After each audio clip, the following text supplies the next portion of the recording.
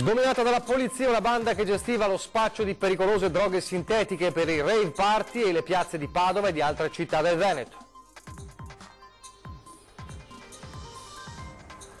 Tra gli ostaggi liberati in Camerun dopo il sequestro di un comando di terroristi ribelli anche un vicentino. L'uomo ha chiamato la famiglia rassicurandola. Escursionista veronese 49enne tratto in salvo sul Monte Baldo dal soccorso alpino, una piccola valanga lo aveva semisepolto ed era scomparso da ore. La procura di Padova chiede il processo di appello per i genitori della studentessa padovana uccisa dalla leucemia per aver rifiutato la chemioterapia. Madre e padre erano stati prosciolti dalle accuse. Educatrice di una casa famiglia nel veneziano licenziata dalla struttura avrebbe contattato un esorcista per curare una bimba difficile.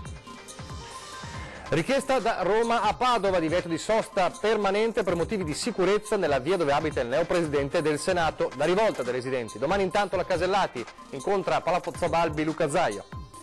Inaugurato da Luciano Benettoni restauro a Treviso delle antiche carceri asburgiche di Piazza Duomo, da luogo di sofferenze a galleria d'arte. Telespettatori di Antena 3, buongiorno e bentrovati con la prima edizione dei nostri telegiornali che si apre con la cronaca. L'avete visto e sentito dai titoli, la cronaca di una inchiesta, di un blitz della polizia che a Padova ha permesso di sgominare una articolata banda che gestiva lo spaccio di chetamina e di pericolose droghe sintetiche, soprattutto per i rave party. Allora ci ragguaglia sulla vicenda la nostra Paola Gazziola. Paola. Buongiorno da Padova, operazione Ketamine, arrestati gli 8 componenti di un vero e proprio sodalizio criminale dedito al traffico di ingenti quantitativi di chetamina, operazione condotta dalla questura di Padova. Si parla di centinaia di migliaia di euro di chetamina smerciata verosimilmente dall'estate del 2016. Gli spacciatori hanno tutti tra i 24 e i 33 anni, tutti giovanissimi, del Padovano, oltre ad un ragazzo di Lecco e uno dalla provincia Pesaro Urbino.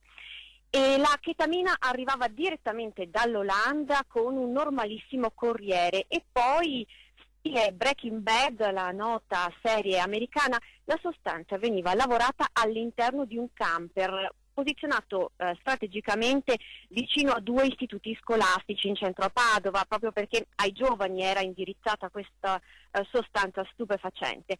Il camper però non rimaneva solo fermo a Padova, viaggiava un po' in tutta Italia a caccia in particolar modo di rave party. Perquisizioni sono state condotte quindi appunto un po' in tutta Italia e in Veneto, oltre alla Padovana, è stata perquisita anche la provincia di Vicenza e quella di Venezia. Altri dettagli naturalmente nelle prossime edizioni dei nostri notiziari. A te la linea. Grazie a Paola Gazziola. Adesso in provincia di Vicenza con il sospiro di sollievo per la famiglia di un turista rapito in Camerun insieme ad altri turisti, un turista appunto vicentino che è stato liberato dopo appunto essere stato sequestrato da un gruppo di terroristi. C'è anche un vicentino, Andrea Calderato, tra i 12 turisti liberati dai militari camerunensi dopo essere stati sequestrati per qualche ora da una banda di terroristi nella località di Mungondore nel sud-ovest del Camerun. La notizia è riferita dai media locali dopo l'annuncio del governo camerunense. Il rapimento lampo sarebbe stato ad opera delle milizie anglofone separatiste che operano in quell'area. I turisti avrebbero già incontrato il ministro degli esteri del Camerun e gli ambasciatori italiano e svizzero. Calderato, 51 anni, era in viaggio con amici. Il gruppo di turisti si stava dirigendo verso i Laghi Gemelli. Residente a Soave in provincia di Verona ma originario di Arzignano, si è già messo in contatto con la famiglia. Stiamo bene, ha detto, siamo stati trattati bene, avrebbe riferito al ministro degli esteri. Potrebbero ripartire oggi stesso, il volo in partenza dal Burkina Faso diretto in Chad e da lì in Italia. A Venezia, adesso in provincia di Venezia, una bimba facilmente impressionabile all'interno di una casa famiglia, un'educatrice che sceglie una via drastica, una via che l'ha portata poi al licenziamento, cioè contattare un esorcista. Questa vicenda incredibile ce la racconta in diretta telefonica per noi Tiziana Bolognani. Sì, buongiorno da Venezia, vi raccontiamo del licenziamento di una educatrice in servizio in una casa famiglia dell'Opera Santa Maria della Carità che avrebbe fatto intervenire un esorcista per liberare dal male una bambina. La piccola era tornata da scuola fortemente impressionata per uno di quei giochi spiritici da cui sovente i minori si lasciano attrarre. Si tratta con tutta evidenza di giochi, ma possono creare sconquassi, specie tra i più impressionabili. E così la bambina aveva iniziato a manifestare insofferenza, a non dormire, a sentire rumori strani, e sulle prime pare che l'educatrice l'avesse invitata a pregare, salvo poi ricorrere all'intervento di un sacerdote esperto in esorcismi quando proprio non si riusciva a tranquillizzarla. Per l'Opera Santa Maria della Carità, che gestisce la Casa Famiglia, un comportamento scorretto e non coerente con le linee guida della comunità, che dopo la formalizzazione della contestazione è valso il licenziamento in tronco dell'educatrice. Il provvedimento è stato impugnato, dato che la donna sostiene di avere fatto intervenire l'esorcista per un consiglio dopo essersi consultata con i colleghi. Da Venezia è tutto, a voi. Grazie a Tiziana Bolognano, un'escursionista veronese di 49 anni che non dava più notizie da ieri mattina. È stato tratto in salvo nella tarda serata di ieri dal soccorso alpino. Era impegnato in una salita lungo i ripidi canali nevati del Monte Baldo, siamo in provincia di Verona, e non dava più notizie di sé appunto dalla mattinata. Era trattato con picozza, ramponi. Durante la salita però una piccola scarica di neve, una piccola valanga lo aveva trascinato, facendolo cadere da un salto di roccia di una decina di metri, lasciandolo sepolto alla base del canale, solo il volto fuori, con una probabile frattura a una gamba, traumi al costato e in ipotermia. Dopo essere stato individuato da un volontario della protezione civile, l'escursionista è stato raggiunto dal personale medico dell'Eli Ambulanza del 118 di Verona e dalle squadre del soccorso alpino. Dopo le prime cure, l'uomo è stato imbarellato e calato per un'ottantina di metri fino alla strada, dove è stato trasportato a spalla all'ambulanza diretta all'ospedale di Borgo Trento, vivo decisamente per miracolo. Dalla cronaca adesso parliamo di imprenditoria, o meglio parliamo di un progetto di cui si era parlato, quello di un centro di ricerca di fusione nucleare a Marghera. Era stato annunciato come un progetto importante per il rilancio della zona di Marghera, ma ancora una volta Roma ha battuto Venezia, perché sarà costruito in Lazio questo centro di ricerca. Addio al sogno di un centro di eccellenza internazionale per la ricerca sulla fusione nucleare a Porto Marghera. La commissione tecnica dell'Enea ha approvato la graduatoria tra i 9 siti candidati a ospitare la Divertor Tokamak Test Facility, macchina sperimentale da 500 milioni di euro che porterà oltre 2000 posti di lavoro e un ritorno di circa 2 miliardi sul territorio scelto, quello di Frascati in provincia di Roma. Soltanto terzultima la candidatura del Veneto, che paga in termini di punteggio l'insufficienza delle certificazioni ambientali in una zona dai noti problemi. Meglio di Marghera anche Puglia, Abruzzo, Emilia-Romagna, Piemonte e Campania. Di laboratori di questo genere ne riusciamo a fare uno in Italia, e quindi c'è una regione che si aggiudica in questa competizione ideale la localizzazione di questo laboratorio, e ce ne sono altre che purtroppo non riescono. Un'importante opportunità è svanita, commenta amareggiato il presidente della municipalità di Marghera, Gianfranco Bettin. L'impressione è che Venezia e il Veneto abbiano guardato questa scadenza in ritardo e senza attrezzarsi adeguatamente. Questa indubbia e grave sconfitta, auspica, non deve farci demordere dal ricercare nuove opportunità, soprattutto nell'industria innovativa.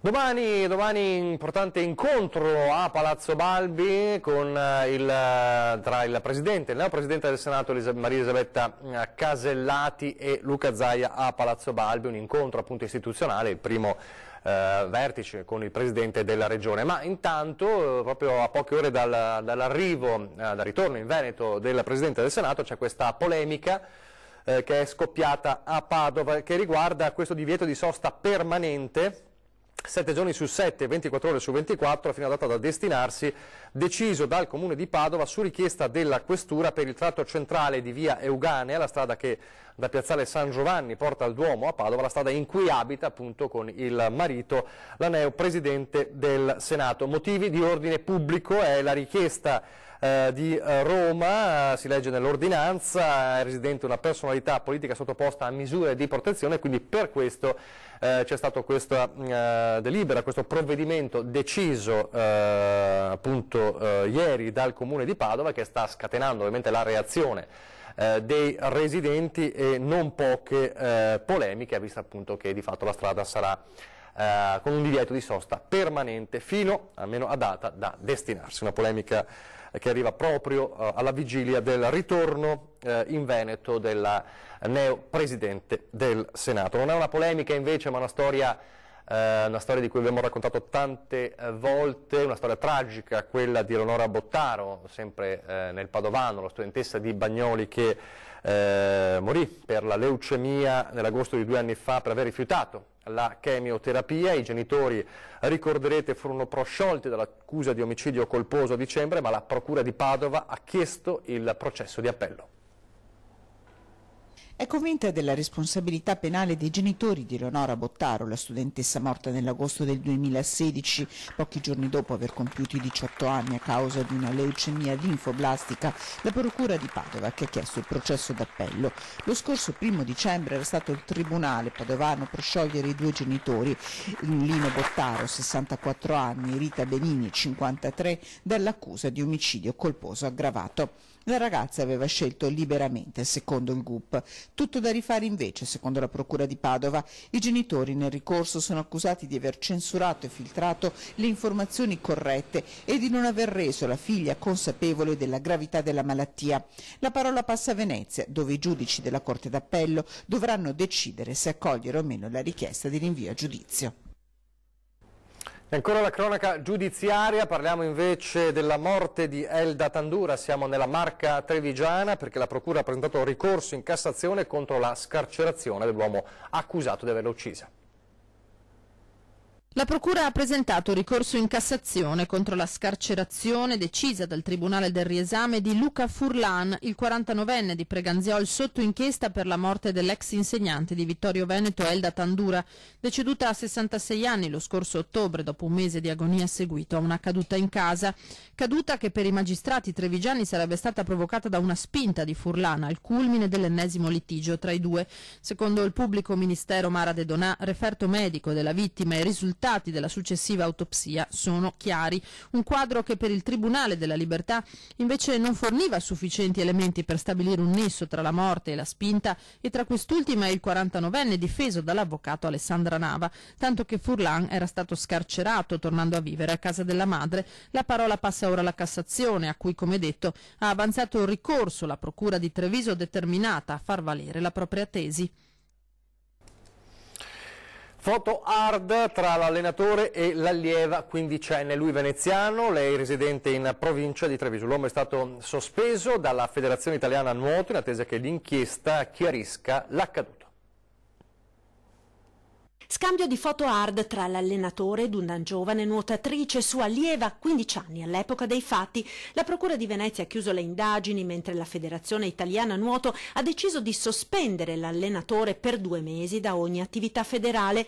L'indagine è protetta dal massimo riservo. Al momento si sa solo dello scambio di fotografie osè tra l'allenatore e l'atleta, foto che i genitori della ragazza hanno scoperto sul cellulare della figlia. Non è chiaro invece se oltre all'invio delle immagini vi siano anche stati dei rapporti sessuali tra i due, sospetto alimentato da una fotografia che immortala il preparatore mentre mostra lo stick di un test di gravidanza con la scritta negativo. L'uomo è stato sospeso dall'attività in attesa che l'inchiesta faccia il suo corso.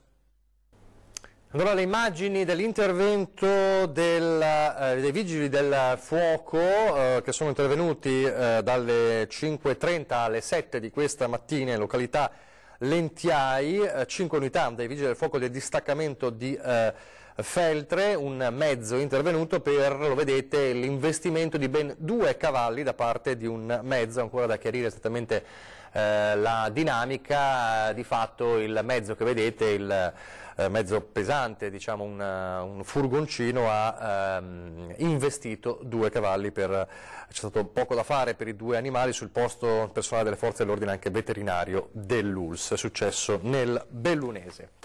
Adesso a Padova, dove ieri sera una sala gremita e attenta ha presenziato alla presentazione del fumetto sulla vita di Norma Cossetto, la studentessa uccisa nelle foibe triestine e, suo malgrado, protagonista della polemica di queste ultime settimane dopo la presentazione negata in comune. 250 persone attente, fuori un cordone di forze dell'ordine, ma tutto è filato liscio. Rinviata per motivi di ordine pubblico, alla Fornace Carotti i padovani hanno potuto assistere alla presentazione del fumetto sulla vita di Norma Cossetto, studentessa di lettere al Bo, vittima delle foibe, ma premiata dall'ex presidente della Repubblica Ciampi con una medaglia d'oro al merito civile. Il primo a stupirsi del clamore, l'autore Emanuele Merlino. Ho trovato una cosa abbastanza indecorosa, tutte queste polemiche basate sul nulla, su tutta una serie di invenzioni, di sentito dire, eccetera, quando invece sarebbe stato un ottimo momento di confronto, se vogliamo, raccontando una storia vera di una ragazza che ha subito quello che ha subito, violenze, e ovviamente poi è stata anche uccisa durante la Seconda Guerra Mondiale. Una presentazione che non fa cessare le polemiche in città. La nostra volontà era quella di continuare a batterci per questi valori che per noi sono non negoziabili, e a tal punto da coinvolgere in questa iniziativa anche l'Associazione Nazionale, che si è sentita profondamente ferita e ha voluto riscattare la memoria delle migliaia e migliaia di vittime barbaramente uccise da un regime illiberale. A presentare il fumetto l'assessore regionale Elena Donazzan, che attacca duramente il sindaco Giordani. Non è una città libera nella misura in cui si esprimono posizioni non gradite ai centri sociali di questa città. Per noi è un fatto di principio, sala pubblica per una medaglia d'oro. La domanda se la devono porre però i padovani, che devono chiedersi se in una città come Padova si debba tornare agli anni di piombo. Al sindaco Giordani chiedo che sia duro nei confronti dei centri sociali, perché quelle minacce portano stasera ad avere le forze dell'ordine quando stiamo parlando di un fumetto. Adesso una brevissima pausa pubblicitaria.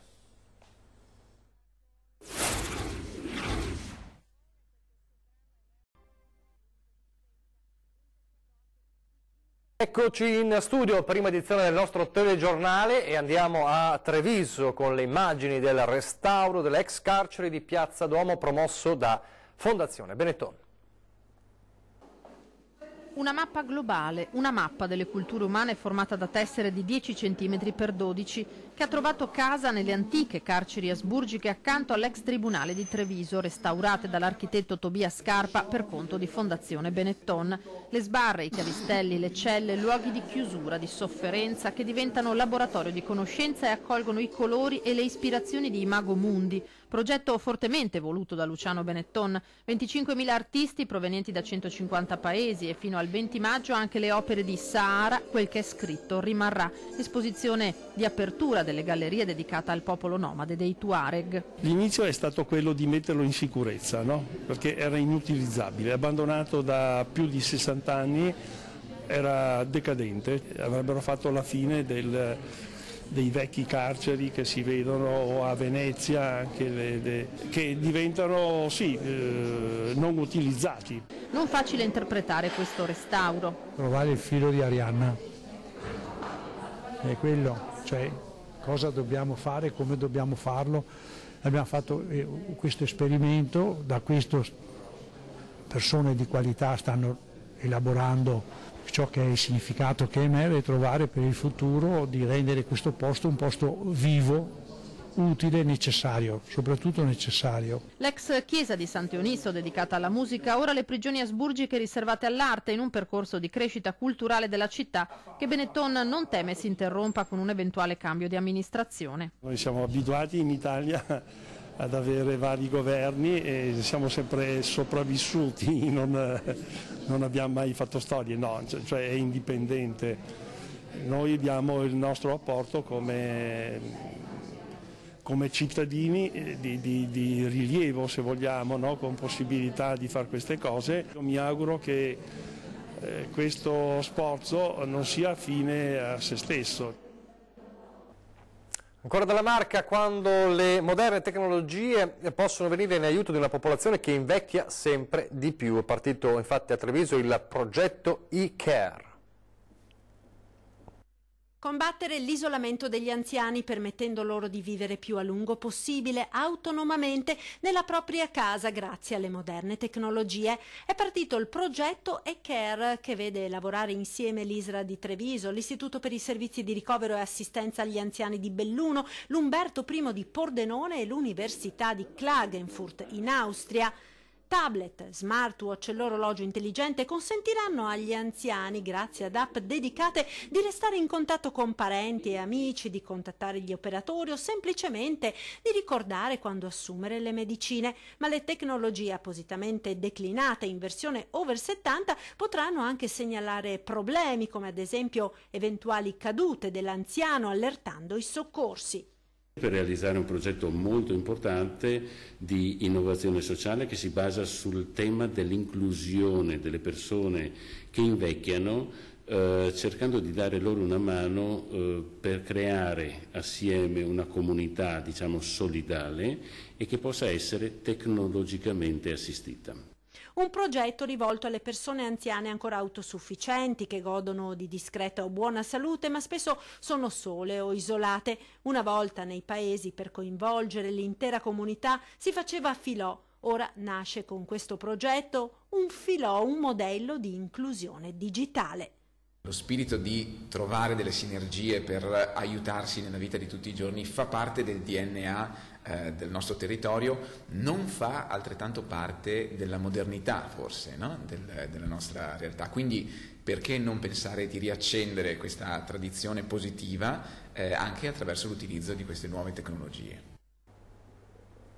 E allora a San Donà per parlare del Giffoni Movie Days, il festival cinematografico per ragazzi in programma appunto a San Donà dall'11 al 13 aprile. Ieri un ricco antipasto con la presenza anche dell'attore Marco D'Amore, protagonista della fortunatissima serie televisiva Gomorra. Nella tua vita artistica ti sei ispirato a qualcuno? Con quale attore famoso le piacerebbe parlare e perché? La mia domanda è semplice, volevo solo chiedere se avevi la controfigura. Sono solo alcune delle domande rivolte dagli studenti dell'Istituto Tecnico Commerciale Alberti di San Donà di Piave. Un fuoco di fila tutto per lui. Ai piedi del palcoscenico, sotto cappuccio e berretto, c'è l'attore Marco D'Amore, divenuto celebre vestendo i panni di Ciro l'Immortale nella fortunata serie televisiva Gomorra. Se dovessi parlare con voi in questa sala e farmi udire dall'ultimo spettatore oppure da qualcuno che è seduto lì in galleria, dovrei attuare una tecnica che mi permetta di parlare così 6 ore. Nelle parole dell'attore casertano, classe 1981, il racconto dell'esperienza di attore nel teatro e nel cinema, le differenze tra i due mondi, la maturazione artistica inseguendo come modelli di riferimento figure del calibro di Tony Servillo e Vittorio Mezzogiorno. Dalla sala qualcuno chiede se la periferia violenta e malavitosa raccontata in Gomorra coincide con la realtà e la risposta è in un aneddoto. Mi ricordo di una lite tra un ragazzo e una ragazza e lei veniva percossa con un giornale arrotolato in faccia, ma la cosa più incredibile è che questa ragazza invece di invocare aiuto si incazzava perché gli altri guardavano, quindi ci diceva fate ragazzi cosa. Se c'è un motivo per cui vale la pena raccontare qualcosa di sé, del proprio mestiere, vale la pena farlo con i ragazzi, per avere uno scambio con loro, non perché si ha la pretesa di insegnare, perché è edificante soprattutto per chi è al centro di questi momenti. L'attore è stato protagonista dell'anteprima dei Movie Days Giffoni, festival cinematografico in programma a San Donà dall'11 al 13 aprile. I ragazzi perché sono il pubblico di riferimento da sempre di Giffoni, inteso come quella parte della società che va rispettata, va osservata. Prima di concedersi la sarabanda dei selfie, moderno sostituto dell'autografo, il messaggio finale dell'attore ai ragazzi. Un messaggio d'amore come il suo cognome. Quindi il mio non è un consiglio, è una preghiera, amate.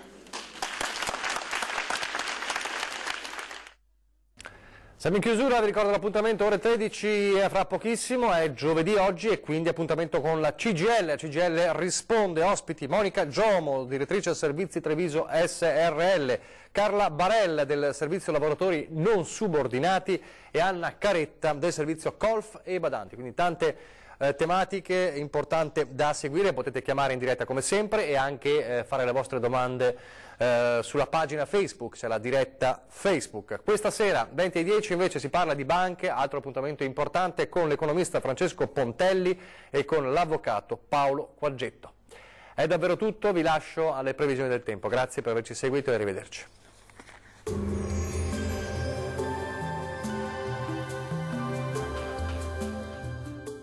Termoidraulica Susin. Se compri una caldaia, in omaggio il condizionatore. Termoidraulica Susin a 0 branco.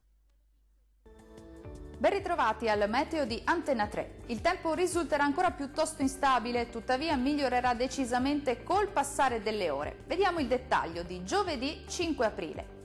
Sul Veneto piogge e temporali diffusi, specie al mattino. Fenomeni via via più sparsi nel pomeriggio, ma in cessazione entro la serata. Diamo uno sguardo alle temperature. Le minime saranno comprese tra 8 e 11 gradi, valori massimi invece oscillanti tra 13 e 17 gradi circa. Spostiamoci sul Friuli Venezia Giulia. Precipitazioni diffuse su tutta la nostra regione, anche a carattere temporalesco e di moderata intensità, ma anche in questo caso migliorerà in serata. Vediamo le temperature, le minime saranno comprese tra 9 e 12 gradi, valori massimi invece oscillanti tra 13 e 15 gradi.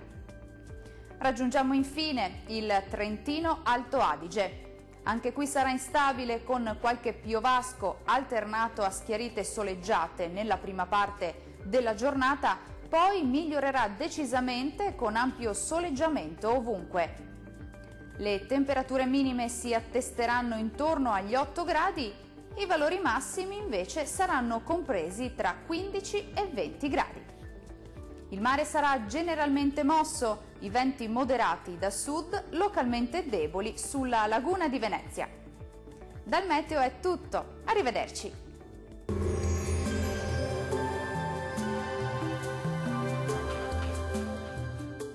Termoidraulica Susin. Se compri una caldaia, in omaggio il condizionatore. Termoidraulica Susin a 0 branco.